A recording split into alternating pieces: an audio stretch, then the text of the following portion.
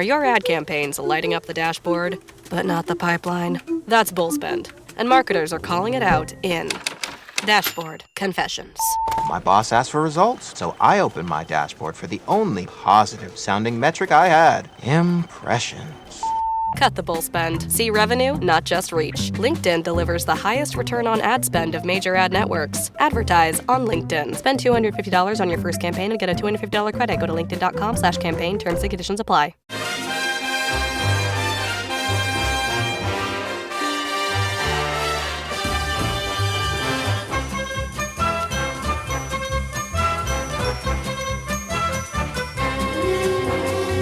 Hello everyone, I'm Chris Wynn and welcome to Haway, the podcast. And it's a short week this week because the lads took on Villa on Sunday. And next up, we entertained Forest on Friday night at the Stadium of Light. So, as we're smack in the middle of looking back at our heartbreaking defeat in the West Midlands and our next home game, we thought we'd have an in-between Q&A and ask you lovely people to send in your questions for our expert panel to attempt to answer. But once again, I'll have to disappoint you as they weren't available. I promise one day we'll try and get a couple of experts on one of these, but I do have a few gentlemen with me that will have to make do. And first up, I have someone who is absolutely chomping at the bit after a bit of downtime because we have Gavin Henderson with us. Hello, Gav. Hello, mate. Yes, been away on me halls, been in the Spanish sun, soaking it up in Ibiza, lying on the beach with rum cocktails and all that other good, filling me face with 3 buffets a day at the all-inclusive and all that. And now I'm back here talking to you lot. So yeah. Not that I'm disappointed or anything, but I know I am. I'm glad to be back. Glad to be in the swing of things. Well, I'm fortunate to have video of everyone else. Obviously, you listeners can only listen to the audio, but you can definitely tell Gav's had a good time over the last week or so with these 3 buffets and all that sort of stuff. But straight away, mate, you were straight in the chats. You were like, right, I want to get going. But at the end of your trip, we obviously have that heartbreak at Villa Park, don't we? I think I had a bit more of a rational view on it than most people, which we'll probably get into as we answer some of these questions. But it was heartbreaking, but at the same time, I was still really pleased with the way we got ourselves back into the game and the way that we showed character and heart and desire. There was so much positive to take from that. Even the fact that, we were hurting so much from not winning the game that we ended up switching off for a moment. And to be able to mix it with the best teams in the country as we have all season just shows you how good we are. Villa, 3rd, 4th in the table? I'm not sure. Are going to almost certainly qualify for Champions League football. Yet there's Sunderland with 10 men at the Stadium of Light should have probably won the game. And then in this one should have won the away fixture. It shows you how good we are, what the potential is in the squad. It's very easy to be downbeaten, isn't it? But no, I don't think I was as negative as some people. I think people probably with a couple of days of reflection are probably thinking more along the lines of me, but we'll see. I guess as the week goes on, I think it sets us up nice for Forest, if I'm honest. Well, that's it. You have a nice little break and then you come back to Sunderland heartbreak. So it gets you straight back into it. But also with us, and this is a momentous occasion because I can't remember the last time the 3 of us were on. We have Martin Wanless with us. Hello, Martin. Oh, Chris, yeah, it doesn't happen very often, does it? That myself, you and Gav are on the same podcast in the same room at the same time, but it's happening today. After Gav's break and heartbreak, which is quite nice.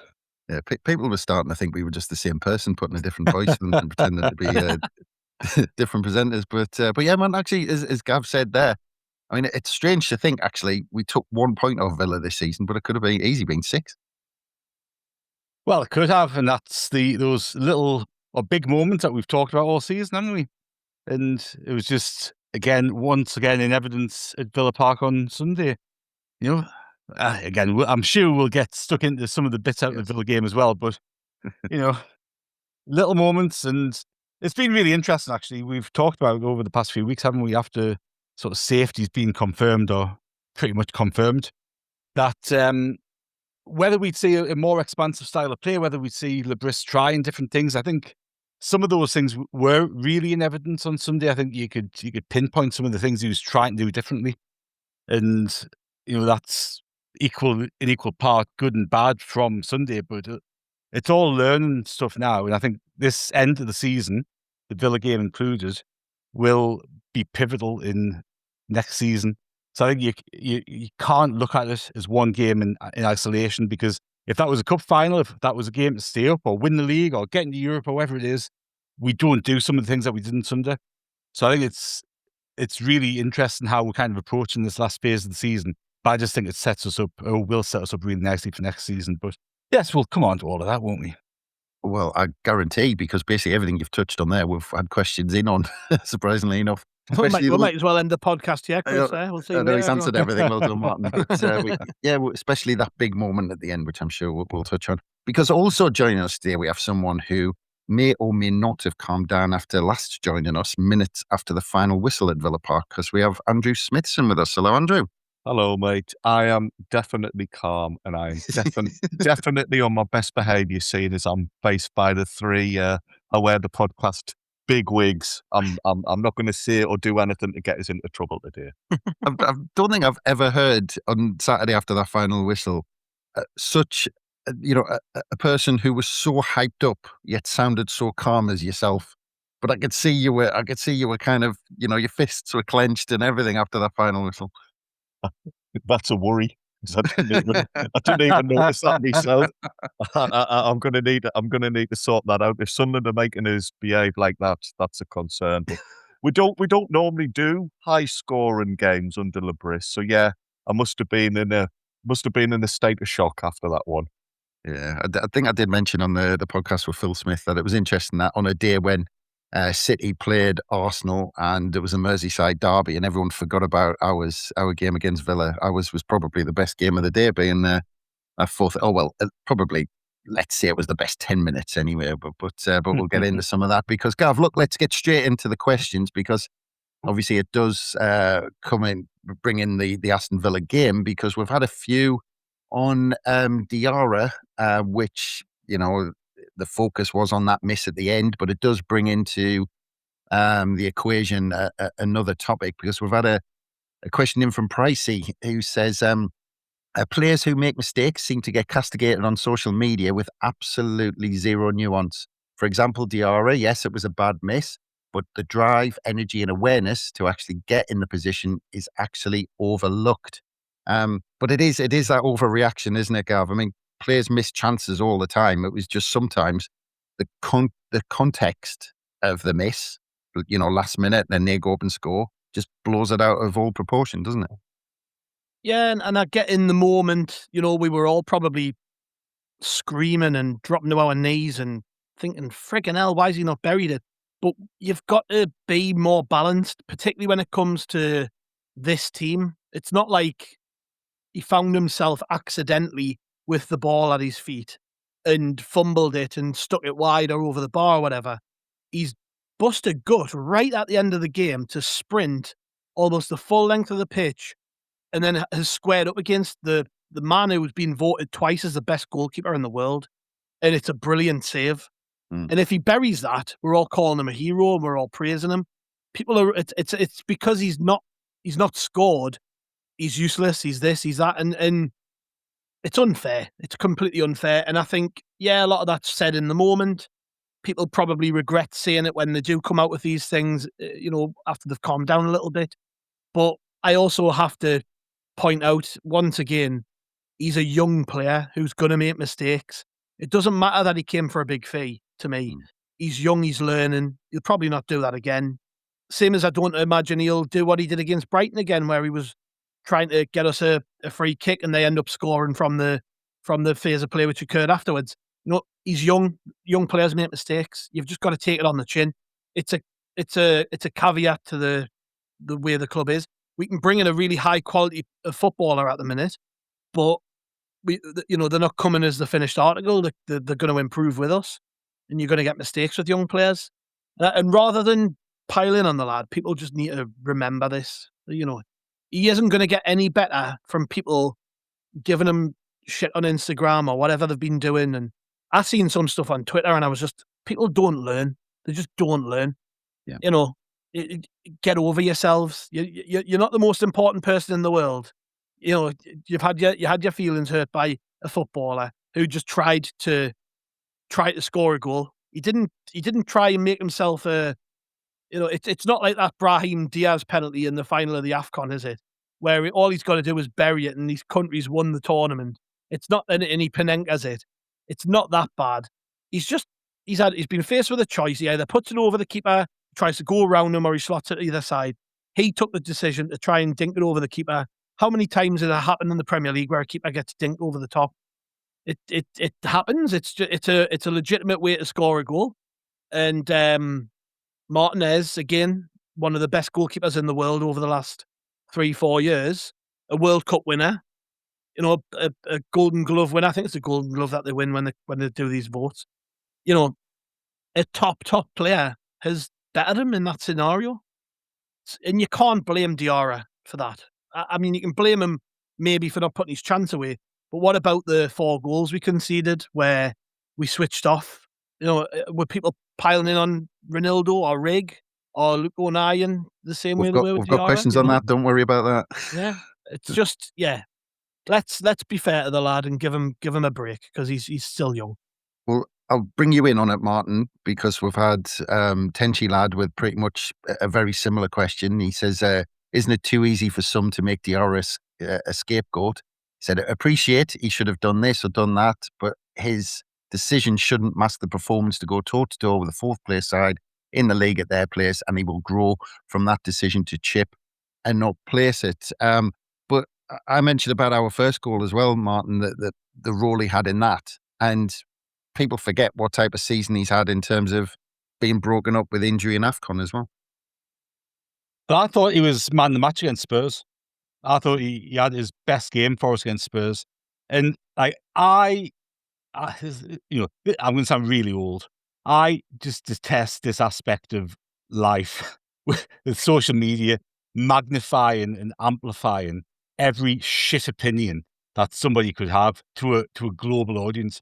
Now, every single one of us, when he went through and chipped it, probably thought, you fucking idiot, I can't believe you've done that.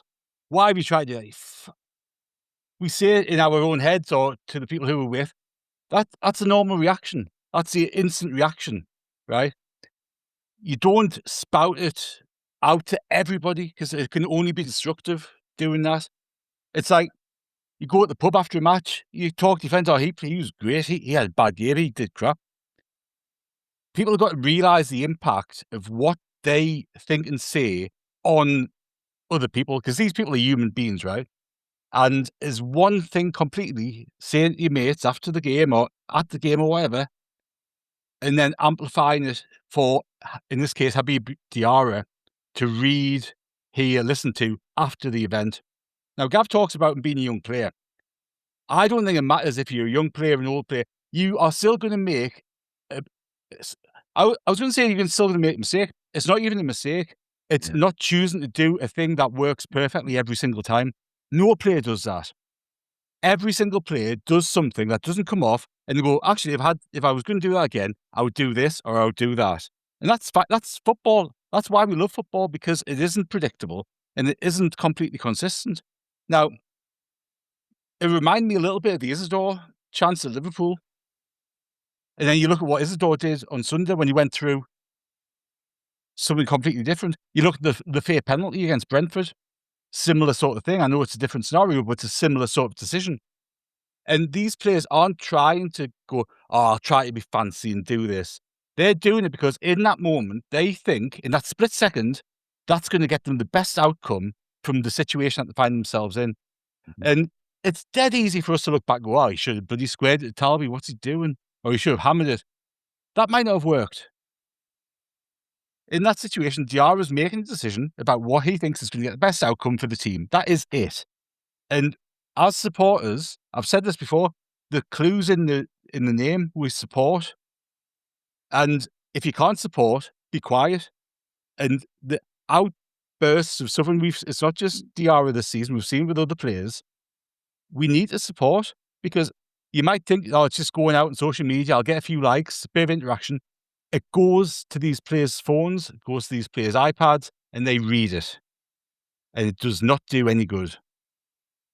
There you go. I'll get off my high horse now. No, completely. Can I just chime in very quickly again there?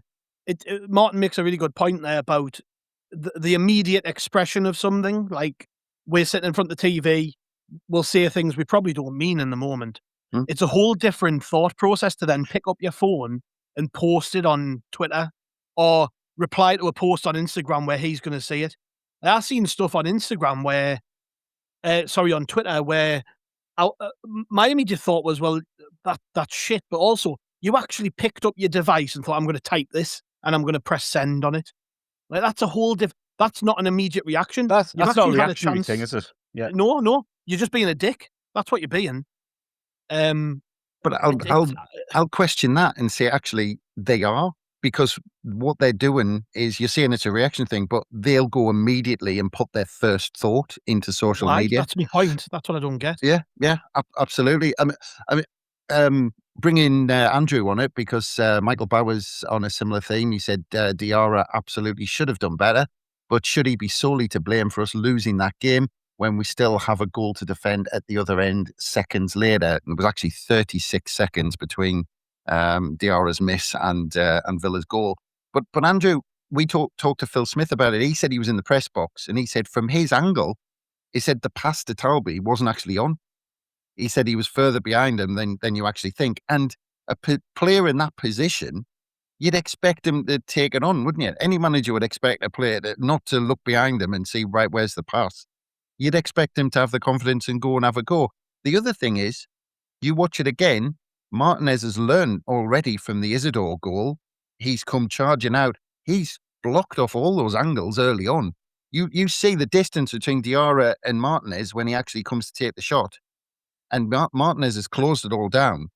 So, based on this and the fact that it was 4-3 in a game, Martin's talked about the big moments, the little moments, to put it on one chance the whole game, it gets a bit silly, doesn't it? It does. It does, because, so many things happened in that match. And to then expect somebody to have 100% clear vision and be in the perfect frame of mind in that incident is unrealistic. Listen, lads, genuinely well said. Some of the comments made in these last few minutes are so on the money, and we need to remember our response. Sorry, this might sound, I don't know, bigging ourselves up or whatever, but as fans, we need to remember our purpose. And yes, some of the response has been ridiculous. The game was just a crazy game, and things happen.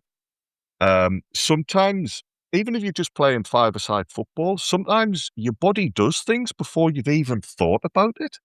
Sitting on a sofa in a completely different environment, it's so easy to say you should have done this, this, and this. I would love to see some of these people play football, see how they cope with these incidents. They're going on as if they would have, I don't know what, rounded the goalkeeper and then stopped the ball on the line and, just rolled it in with the head or something. It's so easy to make these comments. And the fact is, right, if you just celebrated Martinez not getting a hand at that ball and that going in, you can't criticize Diarra for trying it.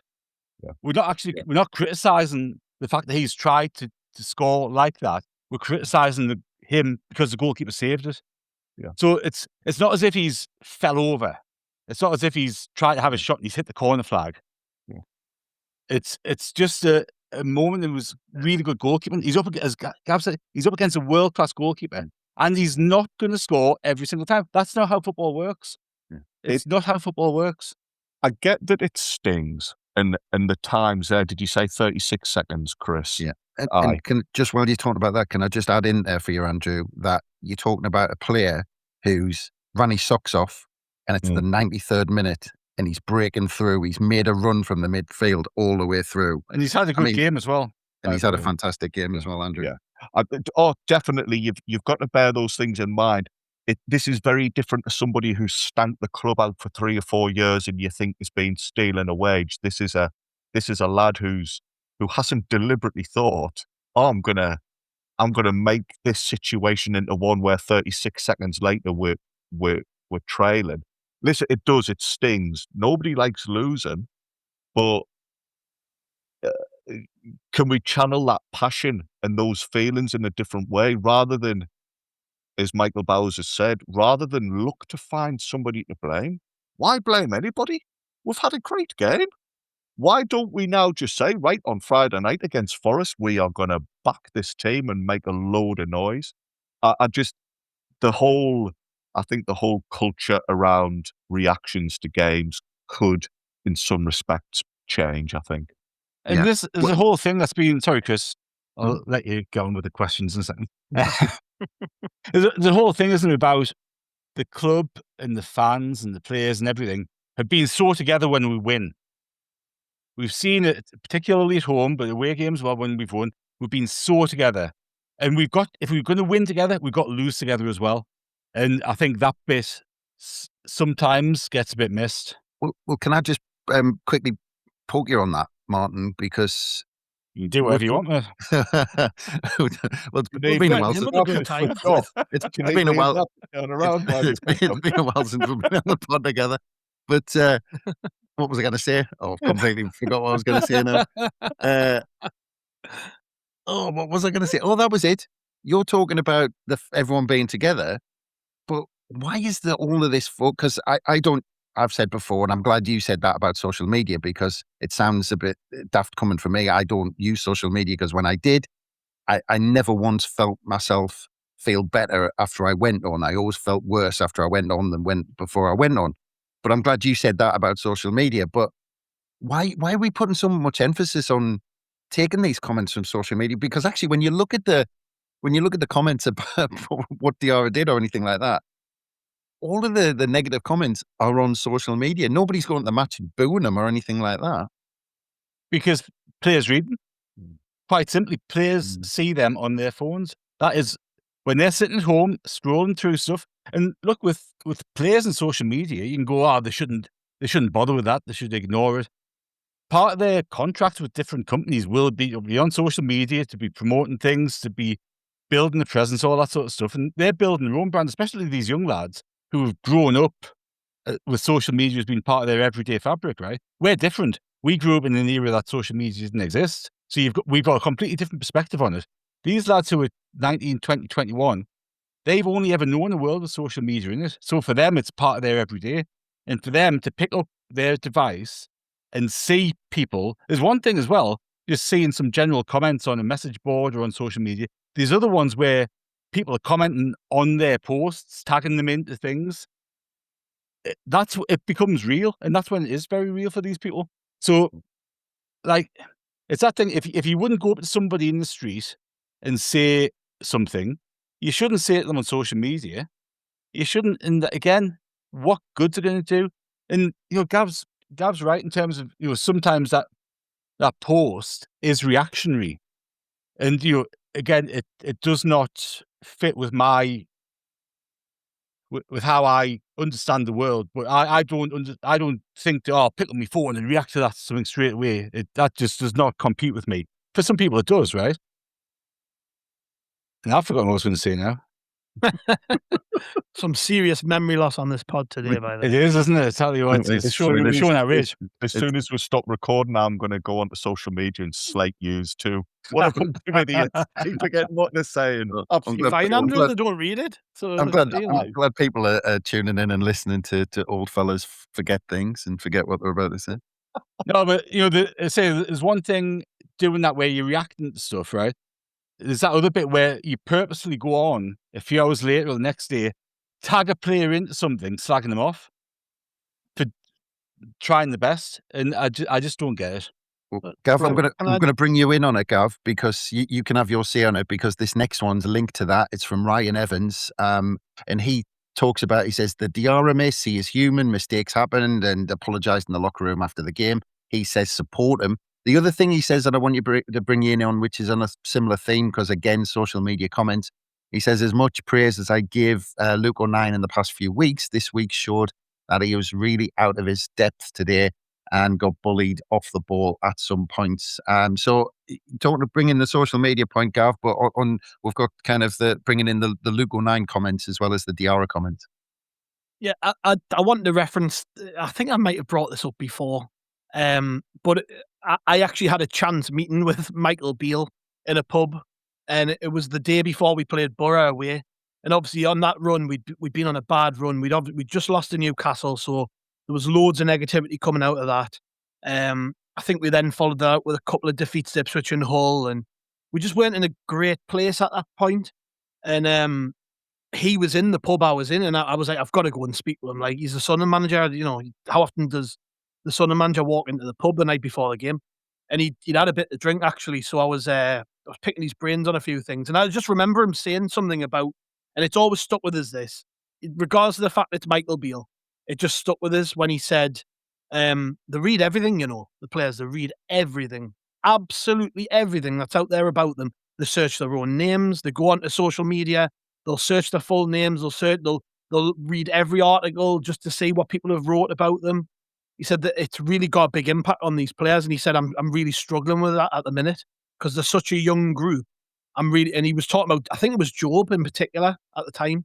He was saying Job, like, just, he can't keep away from it. He said good and bad. When the fans really praise them, they absolutely love it and they buzz off it, and they come into training. You can tell when they've had a good game because they've then read all the good comments about them online. He says, but then the bad stuff really sends them into a downer.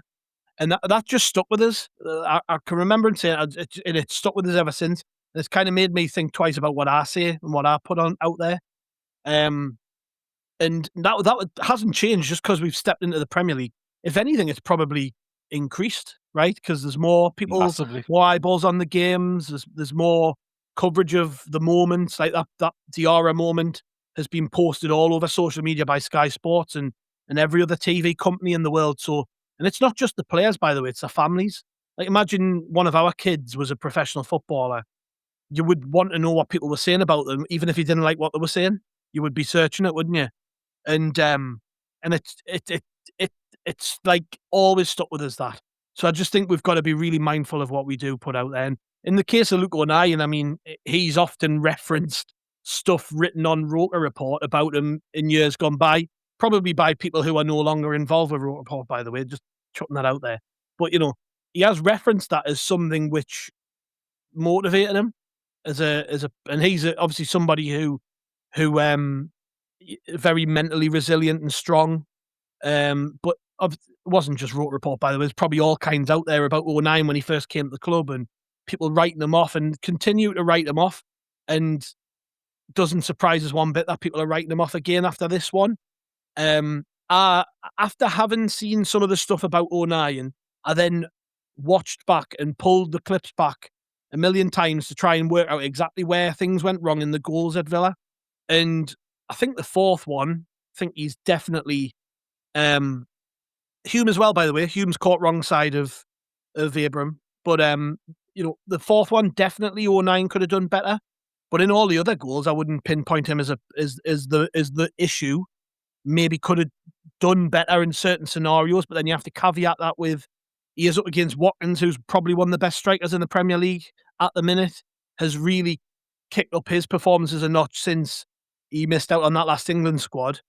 And O'Nien is going to have off days. We've played against teams in the last few weeks where really good players have had off days against us. It doesn't make them bad players. It doesn't mean they're not good enough. O'Nien has been very, very good in recent weeks, and I know I've listened to the pods this week where, you know, you do have to caveat there's been moments in the Spurs game, moments in the Newcastle game where he has got away with stuff, but that doesn't mean he's not a good player. Would I start him on Friday? Probably not. But it doesn't mean I've gave up on Luke O'Nien, you know? Doesn't mean I've given up on him, and we shouldn't give up on him. And if anything, people should remember never to write this guy off, because he gets written off at every turn and just proves people wrong. If someone had said to you in 2018, having watched his debut against Charlton where he was hauled off after half-time, playing central midfield, that in 2026, that guy's going to be playing centre-half against Newcastle, Spurs and Aston Villa, you would have went, what? He's 5'9". At that point, he'll be into his 30s. No way. He's not a centre-half. He's not even a defender. Just keep writing him off, because he could start on Friday night and be man of the match, and none of us would be shocked. Yeah, 2029, he'll be our first choice keeper or something like that in the Premier League. But would no- it no- honestly shock you if that was the case? Seriously.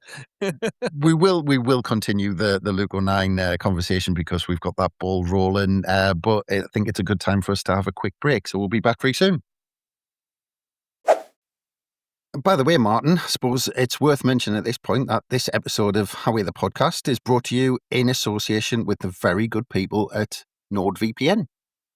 It is. And Chris, I don't know how much you know about VPNs and all that sort of stuff, but I use NordVPN quite a lot. Travel about the place for work, and obviously being over here in Australia, coming back home every now and again to catch up with the friends and family, go to the match, that sort of thing. NordVPN's been a bit of a lifesaver for me, because I'll tell you for why, Christopher. I'll tell you for why. I'm always a bit dubious about connecting to the public Wi-Fi, especially when you go abroad. I know there's probably nothing wrong with it, but you want to be on the safe side, don't you? And with NordVPN, you can just connect to a private network with one click, or you can even set it to auto-connect, and you've got your cybersecurity and your privacy and all that sort of stuff sorted, so you can browse the internet and you can feel pretty secure about it all. But you know what? It's not just about the security. And I'll give you an example. A few months ago, I was traveling home. I had a few hours in Singapore airport, and we were playing last season. And obviously, the stream of the games over here, I'm paying for the streaming service, but I wasn't able to connect to that streaming service that I was subscribed to, being in an airport in Singapore. So I was able to change my virtual location on NordVPN, and the game was on. And I just sat there having a cup of coffee in Singapore airport, watching us. Yeah. Well, a year ago, I didn't even know about what VPNs are all about, but it was Gav, because he's our IT guru, made sure I was on the case, because like you said, that's not that's the biggest benefit, because I was in Lithuania and had to do exactly the same thing over the summer. Getting access to the stuff you've paid for when you're overseas safely and securely. And you can easily switch your virtual locations to access apps and websites in other countries, and you can use it on up to 10 devices as well. So if you're interested in trying NordVPN, we've negotiated a great deal. Simply go to nordvpn.com/Haway, and you'll not only get an exclusive discount, but you'll also get an extra 4 months absolutely free. I mean, you can't beat that, can you? And don't forget, NordVPN offers a 30-day money-back guarantee too. So there's absolutely no risk at all. And I'll give you that address again. It's nordvpn.com/Haway. And you'll find a link in the show description notes for today as well. So enjoy that offer on us.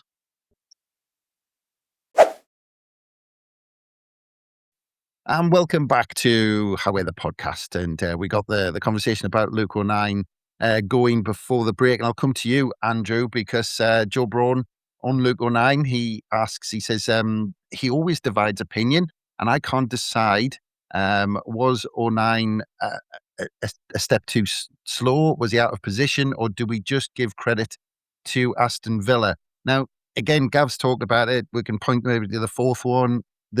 But you're talking about Watkins, Rodgers, and McGinn as well, who was charging at us from every angle, seemingly. I mean, fantastic strikers you're talking about, who have given pretty much every defender in the Premier League a problem, haven't they?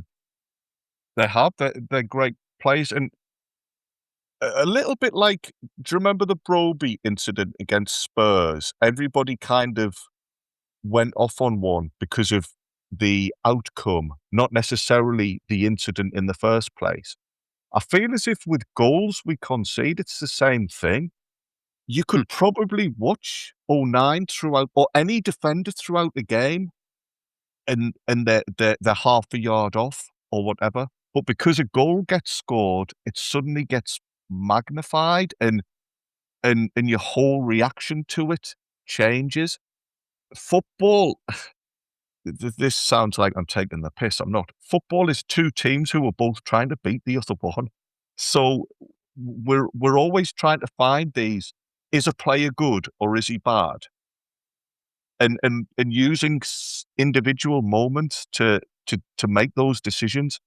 It's not like that. It's grey areas, and a defender, Luke O'Nien, for example, could play that exact same game again next weekend but because the striker doesn't put the chances away, everyone goes, bloody hell, Luke O'Nien didn't put a foot wrong. He was rock solid. It's really tricky. It is interesting on that, because Regis Labris in his press conferences, he always reminds us when there's questions about players or an incident. He actually says, you've got to remember it's influenced by the opposition as well. Yeah. It is, and people forget that. And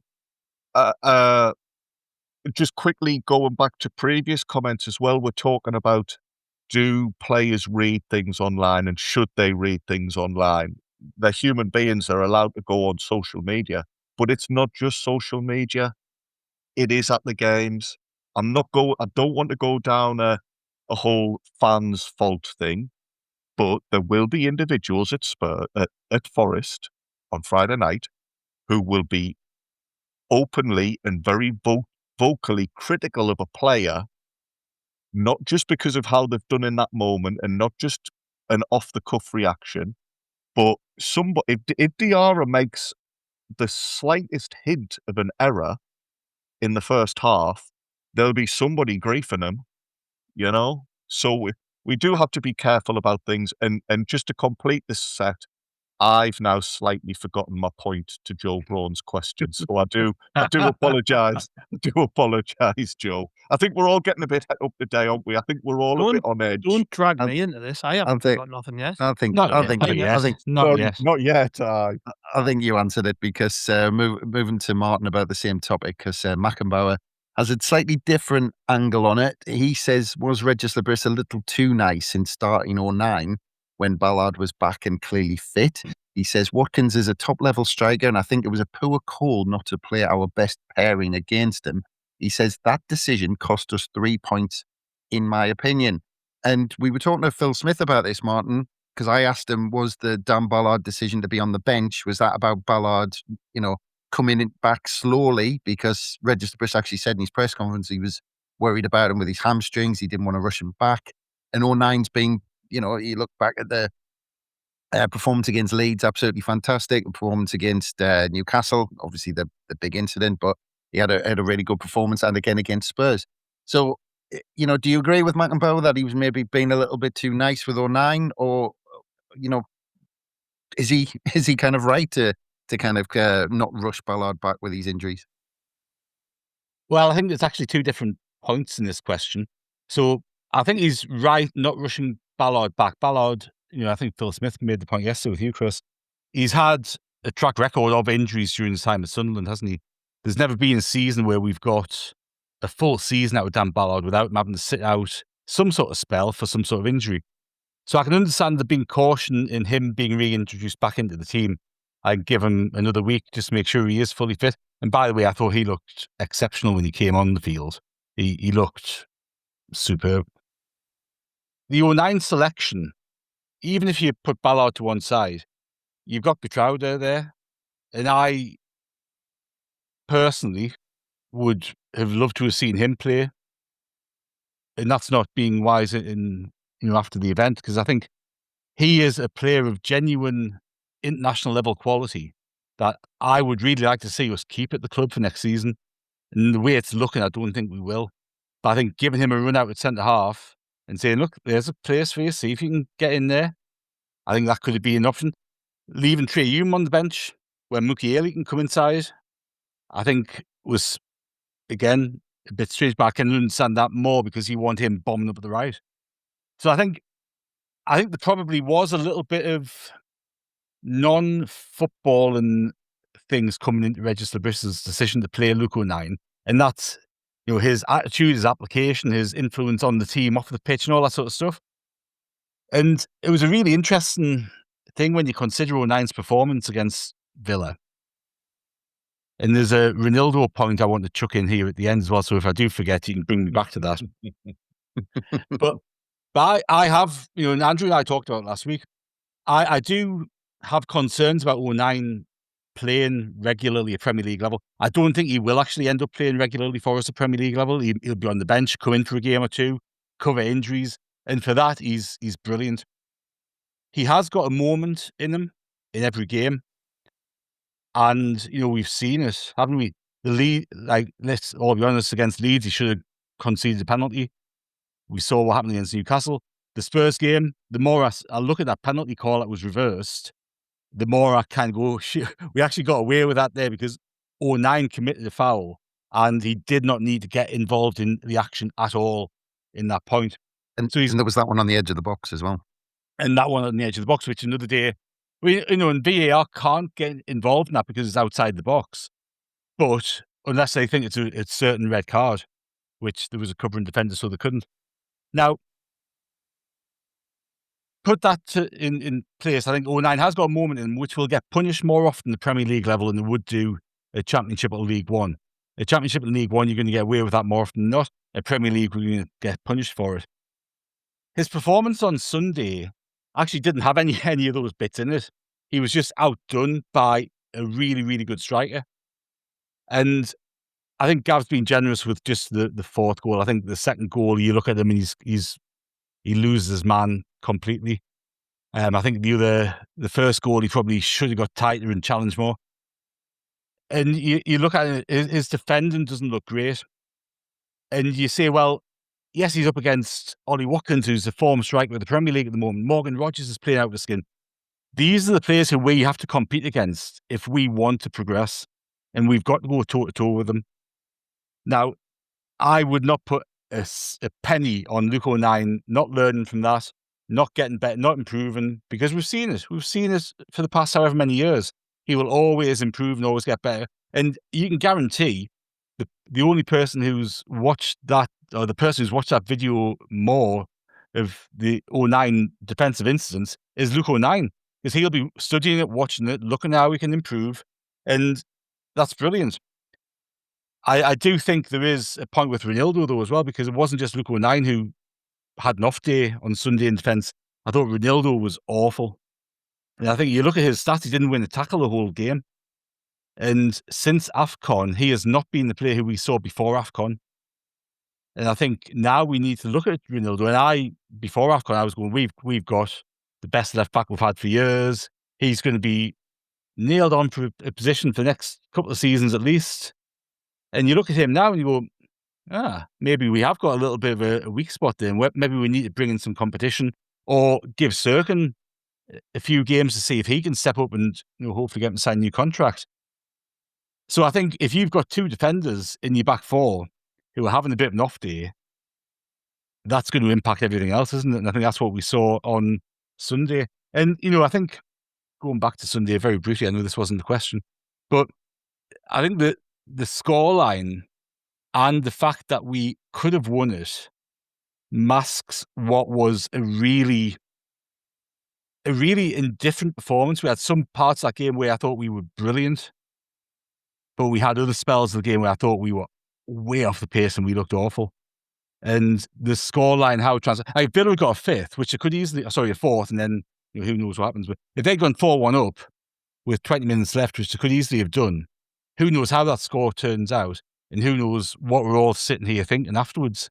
And that could very easily have happened after the first 70 minutes of the game. So I actually think the scoreline and what happened with the Diarra chance masks a strange performance from us.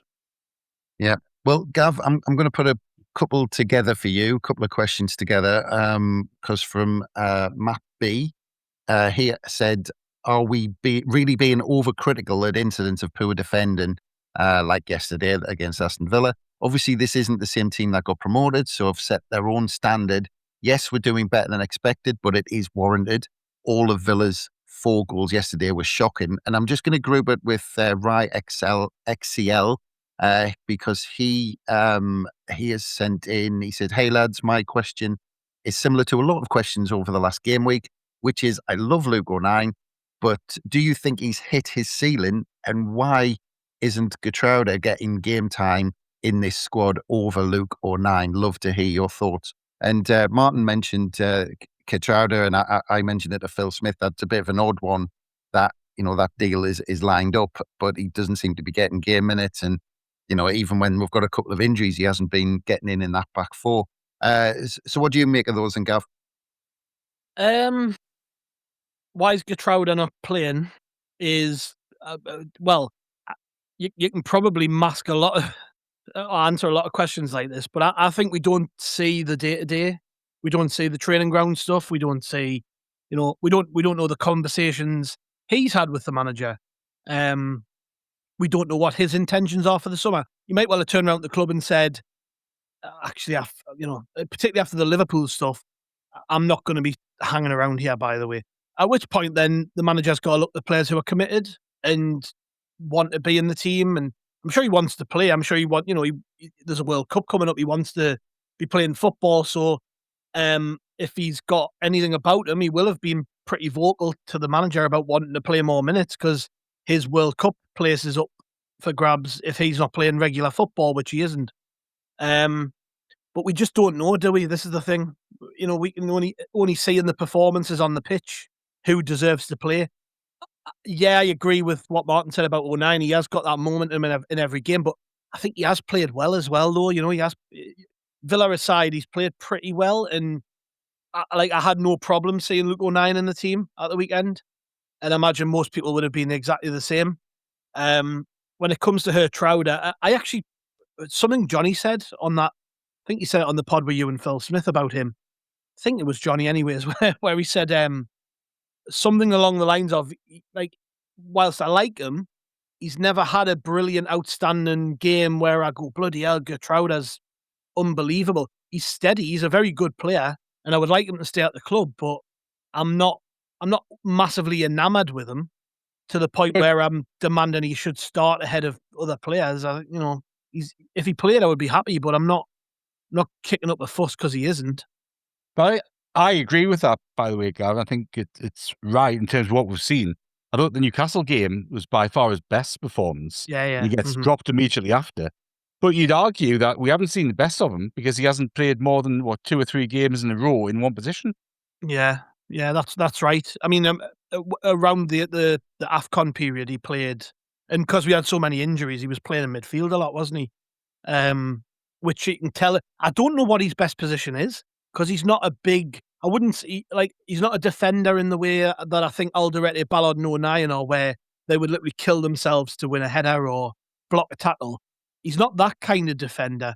And as a right back, when he's played there, I don't think he gets forward well enough. I don't know if he's got the mobility to be like what Nordy is or Trey Humer is, where they're very good at giving us an outlet out wide. And I genuinely don't know what Hertrauda's best position is, if I'm honest. I don't think any of us do. So when we say we haven't seen him given a run of games in one position, I wonder if Reggie Slabrice even knows what his best position is based on what he's seen. The best spell that we've seen him play is when we went to a back five and he sort of played on the left of the back five when Alderete was injured. I was just about to mention quickly, Martin, the Man City game at home, Chelsea away, when we played back five, and Hertrauda was in there and played well. Possibly when we signed him, we had a different system in mind and he was going to play more. I don't know. Yeah. I've got no idea. You couldn't have really envisaged that. I know Ballard's a great player, but I don't think anybody saw the season he's had coming, did we? He wasn't even getting in the team last season until towards the end.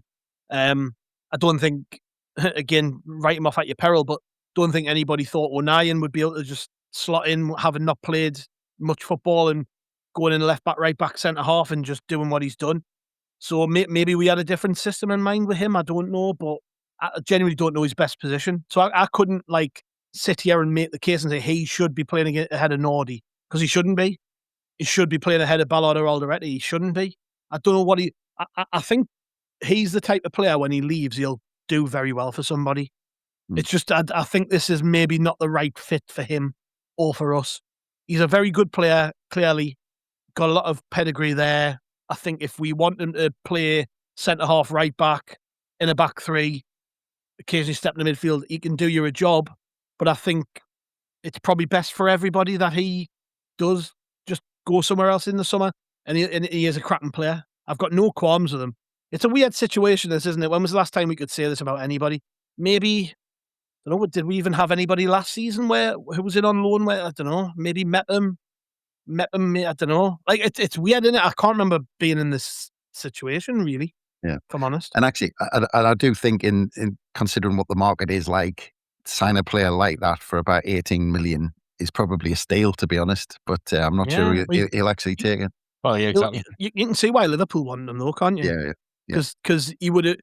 I know they were a little bit desperate, but if he was, so let's say he had gone to Liverpool, he'd probably have played more football than he has for us, which is just In a strange to say. Champions League quarter final or something, wouldn't he?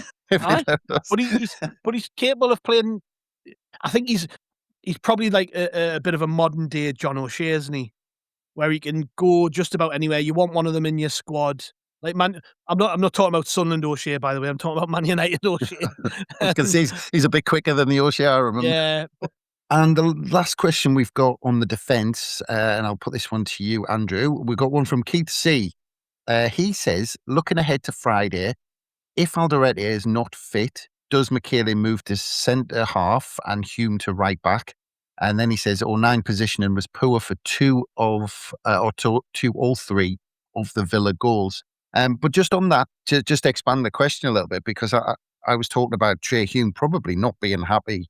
He's been on the bench, for 2 games in a row. And then obviously he shows that he wasn't happy by coming on, smashing the ball past Martinez and scoring one of our goals. But there is that debate, isn't it? Because Michele started off the season absolutely fantastic in the centre of defence. And then he gets moved out to fullback and everyone goes, oh, how can we live without him at fullback? When we were saying, how could we live without him in the middle of defence? Because the fact he gets us up the pitch down that right-hand side, Martin talked about it earlier, how Michele does that. And yeah, so although these are headaches, it's just great, isn't it? Like Regis Briss has got these headaches and we've got the players to be able to rotate in these positions. Yeah. Whatever the outcome is, it'll still be a really impressive looking back four. I have to be honest and say I don't know what the answer will be if Alderete comes out, because I fully understand Martin's reservations about O'Nien, if that's the right word. I fully understand your concerns, but O'Nien allows us to bring the ball out from defence. O'Nien can slot between the right of a 2 or the left of a 2. I don't know if shifting Mukiele into the middle could leave us a little bit imbalanced and hamper how much we can bring the ball out through the middle of the pitch. Ballard's getting better at it. Ballard's actually improving really rapidly on that score.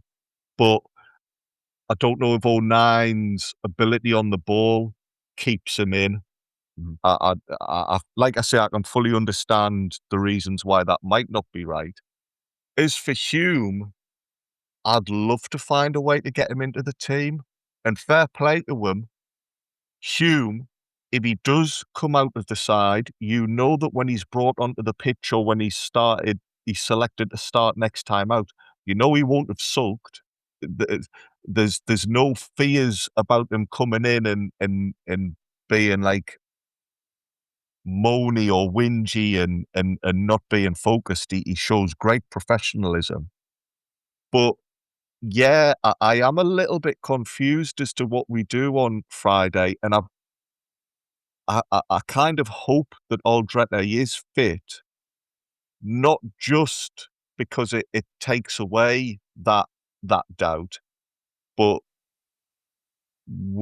Alderete and Ballard together is some partnership, and it would be nice. It'd be nice to end the season with those two together. Yeah. Well, moving on from the defence. Oh, go on, Martin. Last word on it.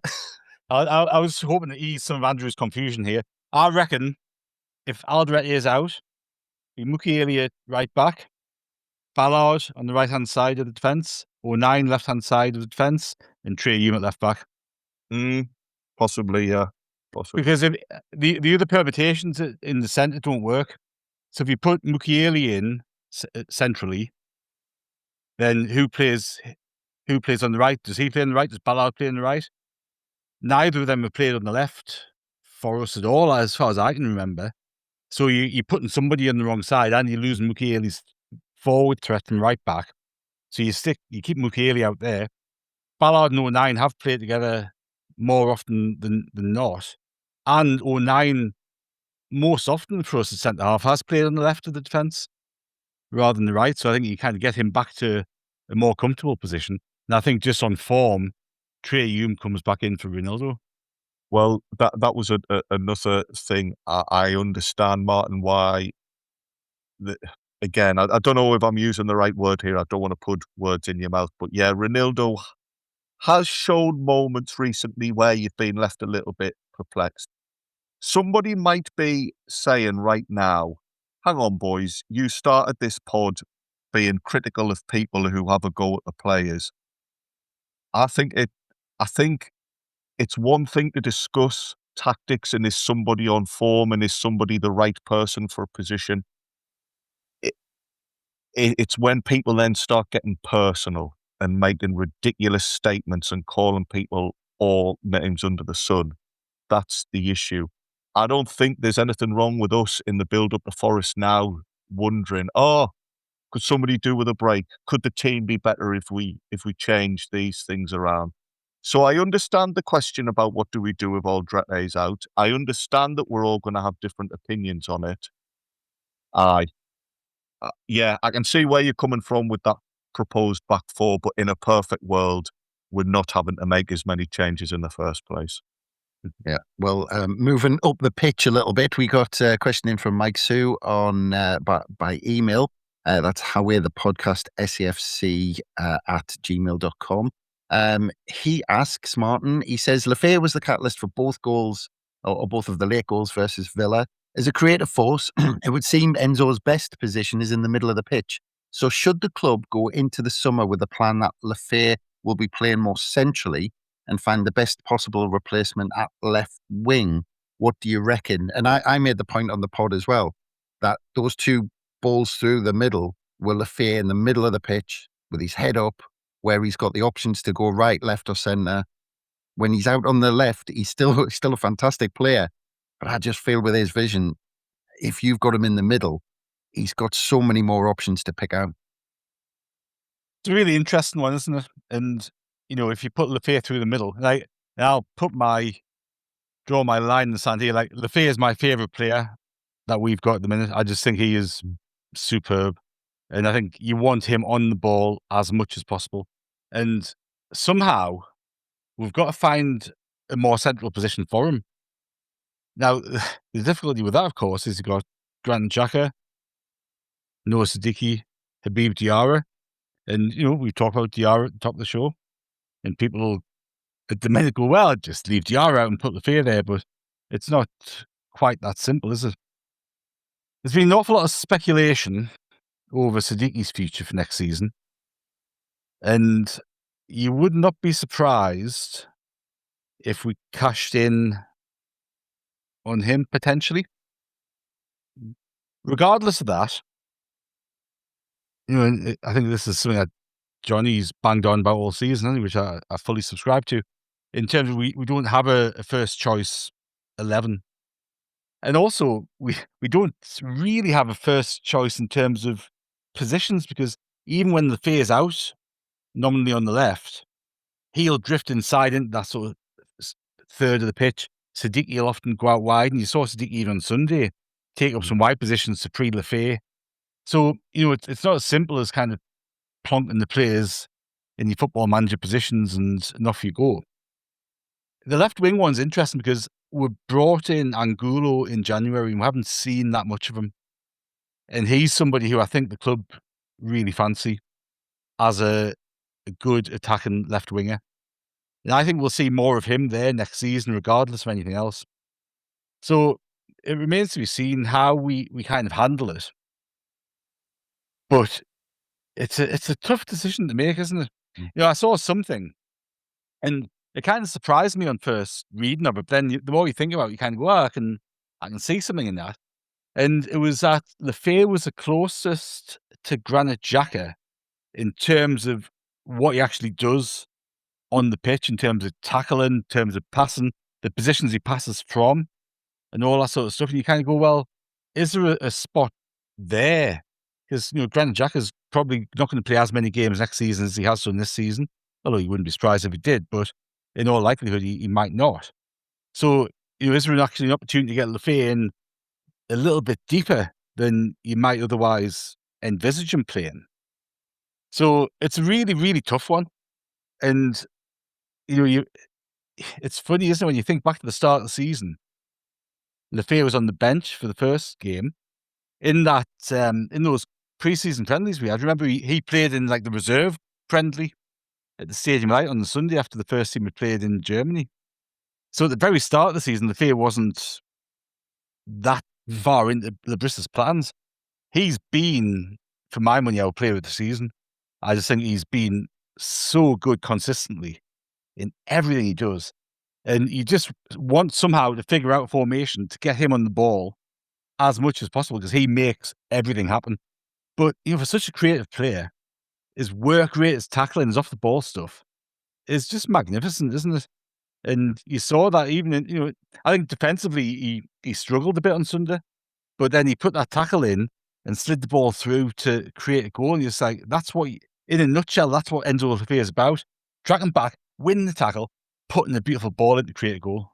And he won the ball for Hume's goal as well. With his press and his tackle as well. Yeah. So, yeah, absolutely brilliant. But we are going to lose Andrew in a couple of minutes. So I'll just put this last one to you, Andrew. Billy Blythe just asks a very simple question. Is it time to start Wilson next game? Oh, great finish from him. Really good finish against Villa. I don't think he would have got that chance at a different point in the game, though. So I think if you start with him, he's not doing enough in general play at the moment to justify his start. And the moments where he's at his best wouldn't perhaps happen if a defence hadn't had to go up against Broby for 75, 80 minutes, I think. Listen, there's a role for him, certainly. Can I just quickly throw in there, does Brian Broby get that sort of chance? No, he doesn't, and he probably doesn't have the pace to capitalise on a through ball like that. But this has been a lovely advert for the Phil Smith podcast because that was a really good episode. It was a really good episode. Some of the stuff yourself, Johnny, and Phil were making really, I think, rung true with me, the points you were making. But yeah, football's not as easy as Lafay just picking the ball up in the middle and playing it through all the time. Otherwise, we would have won 8-0, I think was the quote. These things only happen towards the end of a game when you're against tiring legs and what have you. I think you need Broby to do the dirty work to then give Isidore the chance to be, he basically ran clear through, didn't he? So, yeah, Broby might not have put away that chance, but his involvement prior has helped get the game to a point where that type of pass is on. Great finish from Isidore. I'm chuffed to bits for him because he has had a couple of months where he's not been as involved as he wants. But I'd love to see him get a few more minutes in the final games of the season. He scores in batches, so the fact that he's now got one might mean we get a few more. I'd love to see it. And in general terms, I don't know if it's just me. I think on this episode we've had a lot of questions and a lot of everybody now suddenly feels on edge because we've lost to Villa. I hope it doesn't derail things because regardless of that result on Sunday, we've had a great season. And maybe the reason people are panicking now is we don't want to see things derailed because of a bad result and because of idiots shouting off on social media and that. I think the majority of people do recognise where we're at, and hopefully there's no hangover, and hopefully the next question and answer pod I'm on is everybody just asking where the best hotels in Europe to stay are. Yeah, and that's the final word from you, Andrew, because you have to leave us now. So thank you very much, mate. Always a pleasure. Yeah, yes, thank you for having us, and yeah, the final word from me. That's a rare thing, but yeah, definitely. Over and out. Cheers, boys. Good stuff. Cheers, Andrew. But we do have Gav back because he put 50 pence in the meter, and he's back with us. And I'll go straight to you, Gav, with the next one, because Luke Panic asks, he says, yesterday we scored more goals and created more chances, but it came at a cost with our defensive shape all over the place. So would we rather a game like that or more of a Leeds kind of performance? But it is interesting. I think we've scored 6 in the last 3 away games. And I think in the previous 14 before that, we'd scored 7, I think, off the top of my head. So on paper, it seems like a shift, but I'm trying to decide whether actually just watching the games, there's been a shift in having a more open attacking style of play. I think there has been, but it's probably because we're safe. we can afford to be a little bit more expansive and take risks without worrying about what the result might mean. I would imagine, and I kind of got this impression, I think it was Nordy McYearley said it after the Tottenham game, where he said about encouraging his teammates to shoot more because you never know what might happen. And in his case, he managed to score a goal which, he had no right to score. Really, it just kind of drifted in field, shot, massive deflection, goes past the keeper into goal. I think there has been a little bit of a mentality shift when it comes to taking risks. But we weren't doing that when we were still chasing the 40-point mark, where we were trying to get over the line with results, trying to make sure we eked out points as often as we could to ensure that we just got ourselves over the line. And I know that there are still pressure on these games. Look, we can make Europe. We're 2 points off 6 at the minute. But what you're probably seeing is the players playing more the way they want to play, and that little bit more expansively, and just we haven't changed things massively. I don't think we're going out and we're completely throwing everything at teams we're up against. But I think we are. There are moments in games where we are a little bit more expansive in what we're doing. It reminds us a little bit of the playoffs last year when we had now to lose, and it was like, well, in these games you do have to, be coy, particularly in the first leg of the playoffs. But then when it comes to the final, if you remember, he threw everybody on the pitch, didn't he? We had every attacking player we had on the pitch, and it kind of just worked. The shades of that. I think there are players in the squad capable of being a little bit more aggressive in their attacking play, and maybe it's been just the way to approach things to get a better response out of the players as well. Like we've kind of got nothing to lose now, so why not? Let's when we've got the chance to go for it a bit more, let's do it. And against Villa, we were 3-1 down, right? So we had nothing to lose. We had absolutely nothing to lose than to do what we did, and it paid off for a period. We nearly won the game. So I think, maybe it's a bit of an insight into what might be coming next season. We might see a little bit more of an expansive looking Sunderland, but at the minute, we're just trying to do a little bit more than what we were doing earlier in the season, which was just draw games and kind of eke out results. And maybe now we're going and showing what we can do a little bit more in the final third. It's funny though, isn't it? Because like the Newcastle game, I thought, and I agree with a lot of what you said there, Gav, in terms of the approach to attacking football. I think we saw that in Newcastle game. I thought we created more chances than we typically have done away from home in that game. I thought against Spurs, we took the game to them in large parts of it. The Villa games are really, it's a weird one because it wasn't as if we got caught out by like overcommitting somebody forward and then got caught in the counter. It was just bad organisation and defence for the majority of it. So they aren't things that come as a consequence from trying to play more attacking football. It's just bad defending. Well, I'd combine that with good attacking play at the same time. Yeah. Well, yes, but you're going to face that quality of attacking play. If we want to get anywhere in the Premier League, we need to be able to cope with it. And we've coped with better attacks than that this season. So yes, it is, but you should expect to face that in the Premier League. But my point really is that that wasn't the case of Villa finding space because our left back's gone bombing up the field because we're trying to attack a bit more.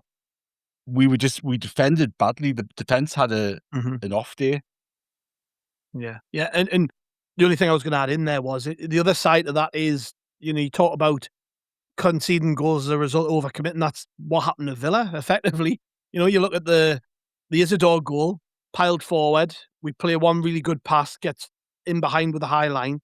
The Diarra chance, same kind of thing. So that's the other side of it. Villa are such a good team, yet they overcommit in times and games, and they got caught. I think Andrew hit on something earlier, which was really important, is that just, sometimes you're playing up against really good teams who've got quality. Like, yeah, I think we were just made to pay, weren't we, for switching off at moments, because they've got that, like McGinn, Watkins, Rodgers. These are good players who do this to better sides in Sunderland.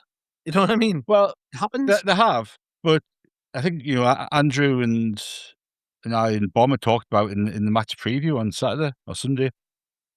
Villa's home record this year in the league hasn't been very good. Brentford gone there, beaten them. Everton have gone there and beaten them. Chelsea have gone there and beaten them. They've lost a number of home games. They actually haven't been in. I think they're pretty much in. They'd only won 4 out of 16 games or something before we played them in the league. So you've got this perception of them being an informed side at the minute because of the European performances. In the Premier League, they haven't been. So, I think we need to caveat those things that we've said about Villa.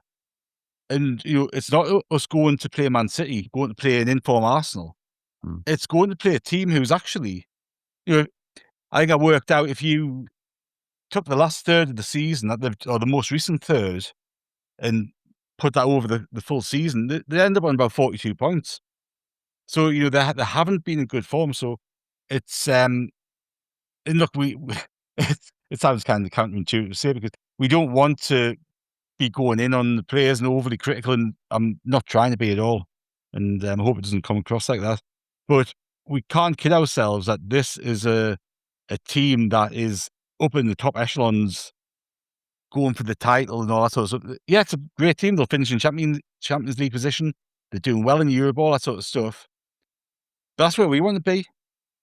We want to be finishing in that top 6 position, if not this season, next season. That's got to be the ambition for the club. Otherwise, what are we bothering doing? So we've got to be comfortable coming up with good players on form like that and being able to deal with them. Yeah, I'm glad you said that, because that's always my argument when people say, let's not qualify for Europe. I'm like, well, what's the point? let's just finish 10th every season. Yeah. 10th might as well be the top of the league. But yeah, anyway, we've got a couple in that I think we've covered. Gaz K says, why can't our fan base accept defeat these days? Question, yes, we could have won, and yes, some players could have played better, but the meltdown and the players' abuse are well over the top. They still play for the shirt. Do these fans want Jack Rodwell back playing for us? Well, I think we've kind of covered fans' reaction, and we certainly don't want Jack Rodwell back playing for us. Lad of Light says as well, despite the result and the manner of the defeat, I think the spirit of the team is really shining through. 3-1 down at Villa Park, a pull it back with 10 minutes to go is an impressive show of character, along with huge congratulations to Riggy and Trey Hume for their first Premier League goals. I think we've kind of covered how good that was. And Martin, I'll come to you with this one, because Steve Richards, and just on the topic we ended the last question with, he said, so much to be pleased about versus Villa, Reggie and Hume firsts, and Wilson back on it. So good to lose so gutted to lose like that, sorry.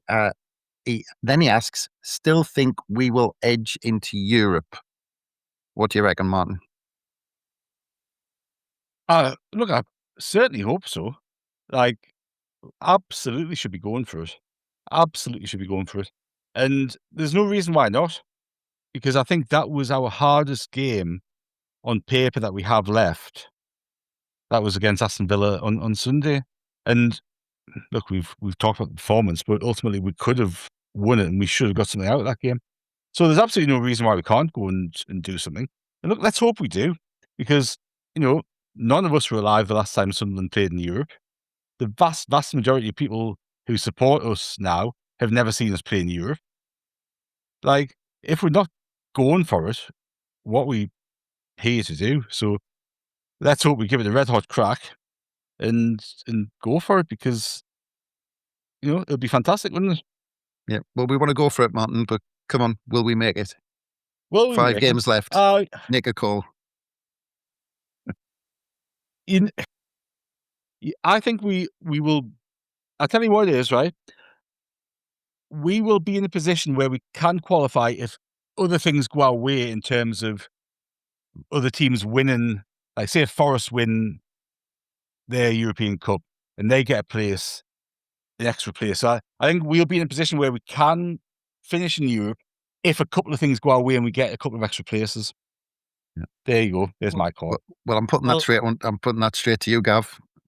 Yeah, well, funny we bring this up because James Nichols sent me he'd worked it all out, the breakdown of how it can happen effectively. So this is the way he's put it. It's very complicated, but this is how 8th place could get you a place in the Conference League. So 7th is the Conference League spot. There is no table for the spot in the conference. It's the League Cup only. So because Man City won the League Cup, that's now 7th. If Forest win the Europa League, they go to Europe. If Villa win, nobody takes their place because they're already in a position where they can qualify for Europe. So realistically, it could be if City win the FA Cup, 1st to 5th would be Champions League, 6th to 7th would be Europa League, and 8th would be Conference League. And if it's not Man City or Chelsea, if they get in to the Champions League via the league, it would be 1st to 5th Champions League, 6th Europa League. The FA Cup winners would get Europa League, and then 8th place would be Conference League. So if Arsenal win the Champions League, that then goes to the next best European coefficient, which wouldn't be an English team, so we wouldn't get an extra place. So yeah, basically, it looks like 8th is going to get you in the Europa League, in the Conference League. And 9th could. 9th could. There was a scenario there that he said 9th could. So I'll go, we'll finish 9th. And we'll finish in Europe. Well, I'll finish in Europe if Man City win the FA Cup was the scenario there. So no, but in that scenario, Forest need to win the European trophy as well, don't they? Which is unlikely because they've got Villa next. No, so if Forest win the Europa League, they would qualify for Europe, but we wouldn't get an extra place. So we would have an extra team in Europe, even if they just stay up by the skin of their teeth or get relegated. Because they win the Europa League, they would go into the Champions League, right? Right, I get you. Yeah, so basically... So after all of that, Gav, will we qualify? Yes. Yes. Okay. You know me, I'm eternally optimistic. Look, the reason I'm saying yes is because the journey this club has took us on over the last 12 months has been absolutely berserk. And I can't shake this feeling it's not over yet. And I compared it the other week to the run to the playoffs under Mowbray, where we had no expectation for the season. We just wanted to stay up. And then with like 3 or 4 games left, we were like, shit, we might actually get in the playoffs here. And it just, because there wasn't that pressure on Sunderland to do it, but there was on all the other teams around us, because they'd all been in the league a lot longer than we had. We just ghosted in, and it just the most Sunderland thing ever happened, and we got into the playoffs.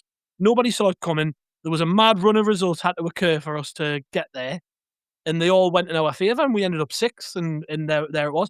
Yeah, fair enough, we didn't do anything in the playoffs, but I just keep getting reminded of that, and it feels a bit like that, but obviously on a much higher scale. That we came into the Premier League with no expectations. We just wanted to stay up. We're in with a chance. I mean, we're 2 points off 6th. We've got to play Man U, well, you know, Man United. They're going to be in the Champions League spot, so they're not a team around us. But we've got to play Man United, and then after that, we've got we've got Everton, we've got Chelsea in the final 2 games. There are teams around us, so those are 6-pointers in effect. And our next 2 games are Forest and Wolves. We should, by all rights, be winning those 2 games if we've got ambitions to finish where we want to. Forest have got stuff to play for, of course, but I fancy us at home against them, and then Wolves have got nothing left to play for. They're dead and buried. They're down now. So if we win the next 2 games, you're then looking at playing out a series against teams around us, effectively. And I just wouldn't rule it out.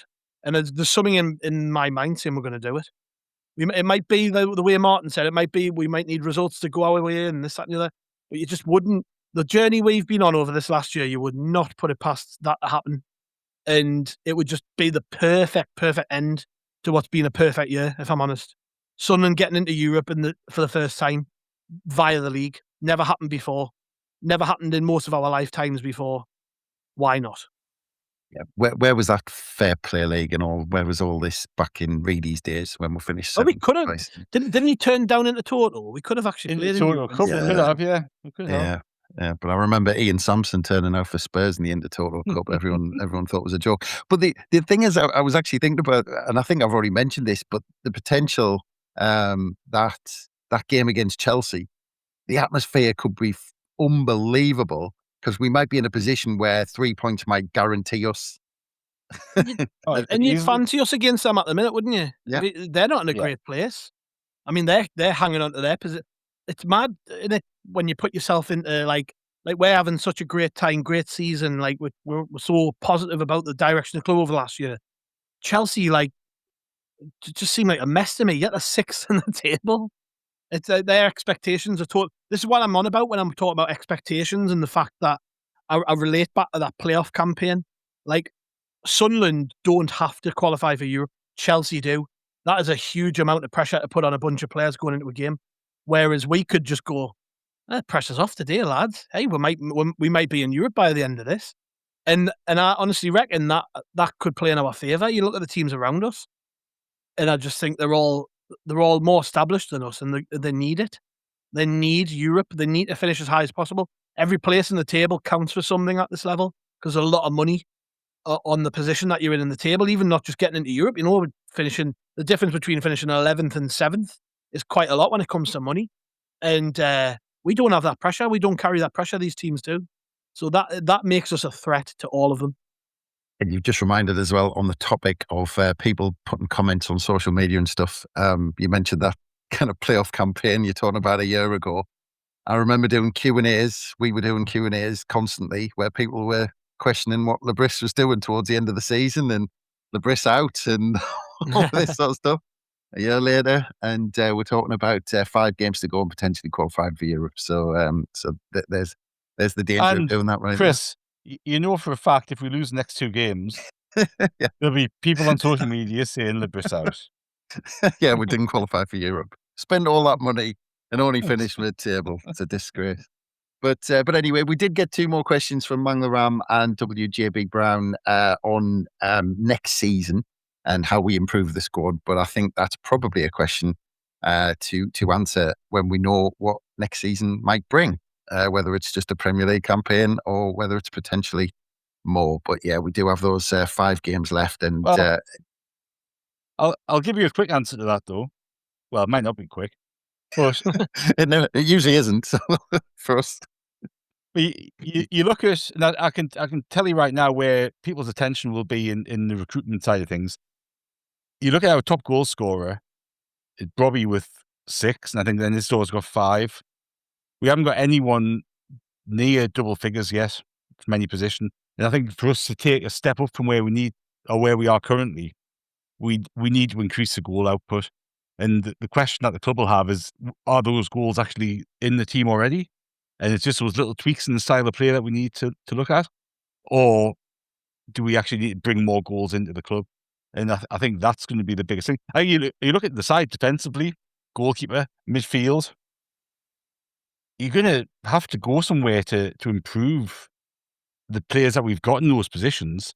You know, I've mentioned the left-back position earlier in the pod, but take that away at the minute, which hopefully is a temporary thing.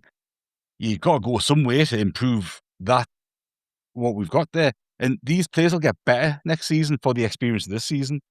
So it's not as if you're going to go, oh, well, these players are 31, 32. They're not going to be the same as they were. They're going to be better just to learn. So you've got that to look forward to as well. But I think they will be looking to add some attacking flair. That'll be on both wings and through the middle. Yeah. And actually, Gav, just to see us out the last one, but actually that's going to depend on something we talked about in the news roundup last week, because we're getting roofs linked all over the shop, Siddiqui getting linked all over the shop.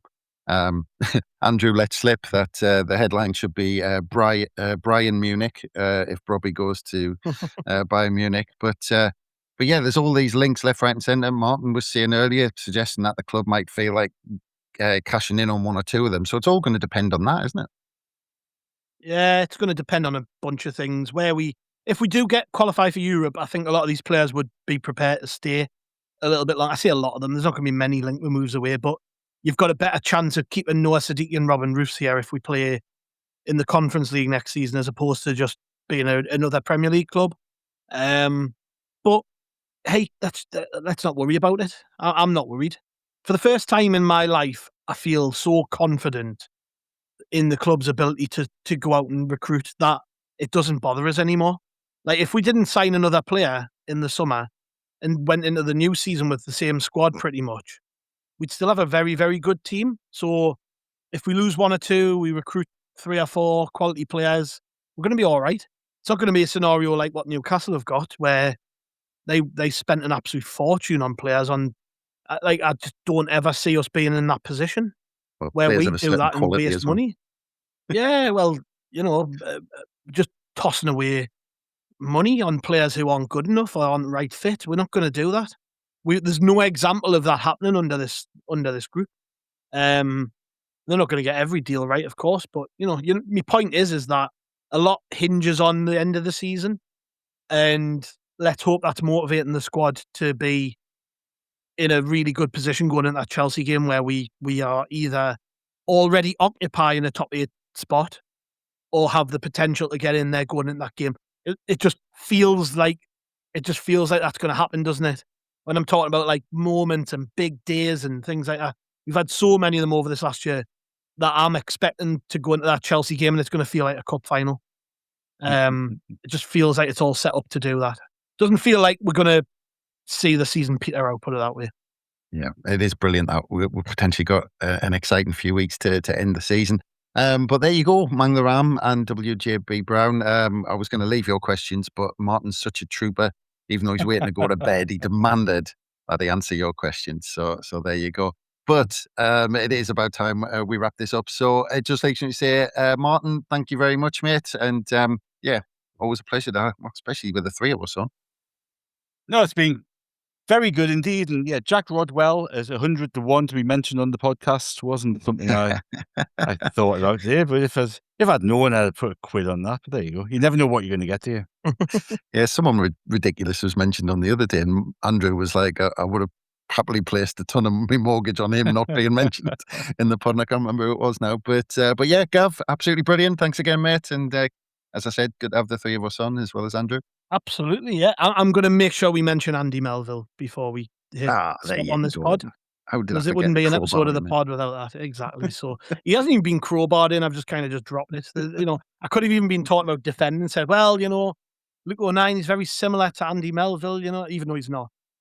Just no effort at all required to mention Andy Melville today. He's just been dropped in casually at the end to make sure we keep up that quota. But yes, that was worthy of a mic drop, if I'm completely honest. You just ended it there. But just quickly, Gav, you've got the opposition preview sorted before the Forest game this week? Yes, indeed. We've got Forest Focus joining us, and I'm also doing the return leg of that, and I'll be on their pod as well. So, yes, we've got that coming up ahead of the game. Obviously, it's a bit of a crammed week, isn't it? Because we play on a Friday night as opposed to a Saturday or Sunday. More, I would like to know, have we played more on Sundays this season than we have Saturdays? Like I'm not sure.